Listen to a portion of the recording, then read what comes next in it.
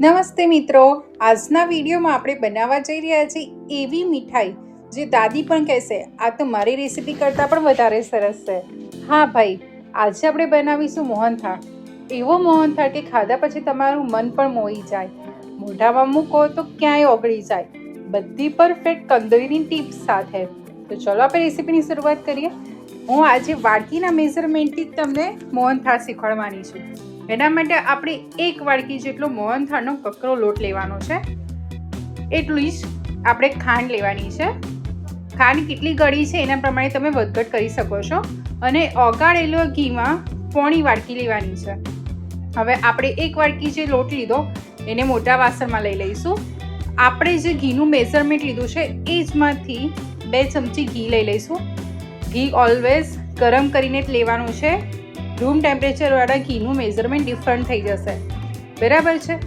હવે આપણે 2 ચમચી હુંફાળું દૂધ લેવાનું છે. હુંફાળું એટલે ના બહુ ગરમ ના બહુ ઠંડુ, એવું હુંફાળું દૂધ લઈશું. હવે આપણે દૂધ અને ઘીને લોટ સાથે બરાબર મિક્સ કરવાનું છે. પહેલાં તમે આ રીતે રફલી મિક્સ કરી દો, ત્યારબાદ 2 હથેળી વચ્ચે લઈ અને આ રીતે એને ઘસી અને લોટને બરાબર મિક્સ કરવાનો છે. આ પ્રોસેસને કહેવાય છે ધાબો આપવો. આ પ્રોસેસ એટલે કરવાની હોય છે કે લોટના એક કણ સુધી આપણે જે તેલ અને ઘીનું મોહણ આપ્યું છે એ પરફેક્ટ પહોંચી શકશે. આ પ્રોસેસ કરવાથી આપણો મોહનથાળ પરફેક્ટ કંદોઈ જેવો દાણેદાર થઈ જશે. એ પ્રોસેસ થઈ જાય એટલે આ રીતે એને પ્રેસ કરી આપણે એને 15 મિનિટ રેસ્ટ આપવાનો છે. 15 મિનિટ રેસ્ટ અપાઈ જાય ત્યારબાદ ફ્રેન્ડ્સ તમે જોઈ શકો છો કે 15 મિનિટ બાદ હું એને આ મિશ્રણને છૂટું કરું છું. તો તમે જોઈ શકો છો કે અત્યારથી પરફેક્ટ દાણા તમને આપણા આ લોટમાં દેખાય છે અને અમુક દાણા મોટા બી છે. એટલે આપણે આ રીતની ચાળણી આ ચારણામાં લોટને લઈ અને આ રીતે ચાળી લેવાનું છે. બધા લોટને થોડો થોડો લઈ અને આ રીતે ચાળી લઈશું જેથી આપણને પરફેક્ટ ટેક્સચર મળશે. આ પ્રોસેસ કમ્પલસરી છે આપણા મોહનથાળને ડિલિશિયસ બનાવવા માટે.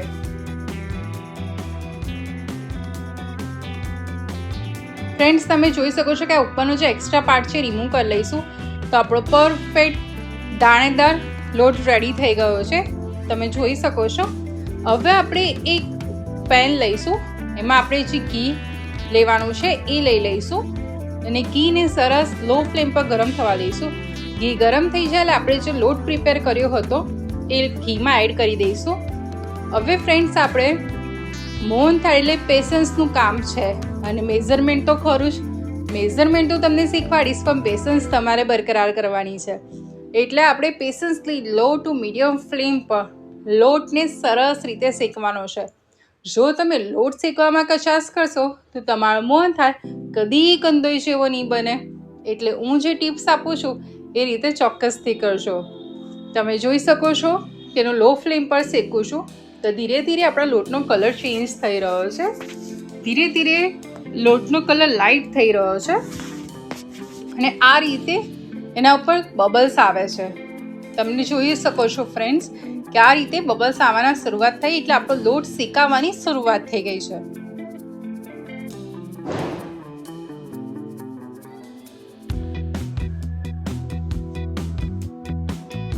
આ રીતે ફ્રેન્ડ્સ તમે જોઈ શકો છો કે ધીરે ધીરે આપણો લોટ એટલો સરસ લાઇટ થઈ ગયો છે કે આપણને શેકવામાં સહેલાઈ આવી રહી છે.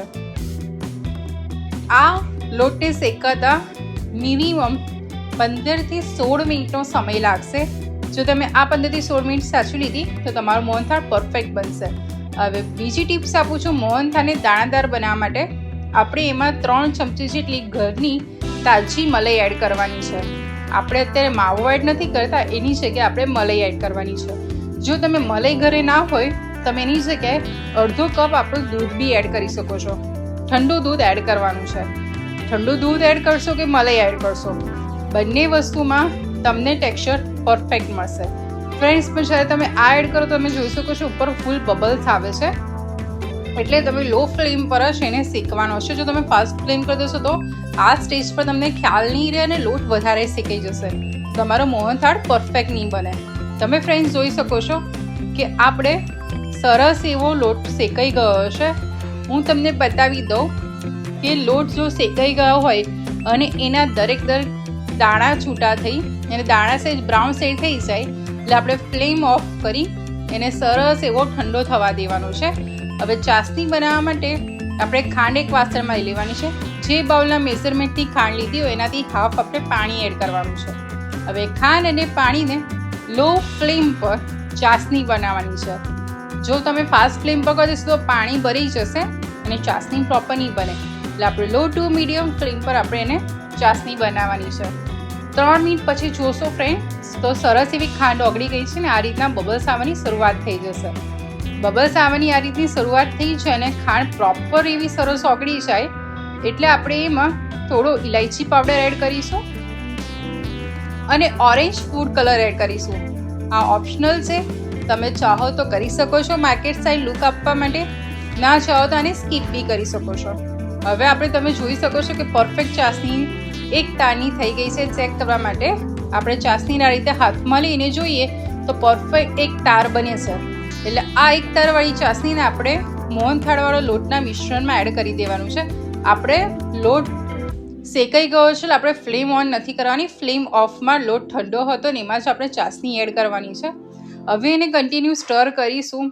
તો ફ્રેન્ડ્સ તમે જોશો કે જેમ જેમ ચાસણી ઠંડી થશે એમ આ રીતનું આપણું ઘટ એવું મિશ્રણ થઈ જશે.